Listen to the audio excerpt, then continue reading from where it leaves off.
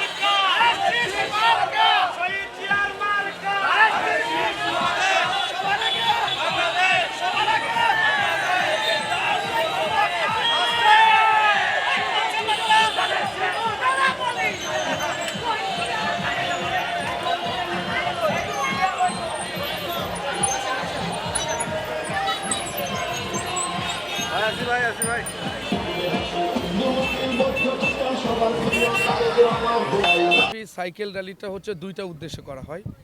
সেটা হচ্ছে সামাজিক সচেতনতার উদ্দেশ্যে এবং উপমহাদেশ বা বাংলাদেশে করা হয় সামাজিক এবং রাজনৈতিক প্রেক্ষাপটে।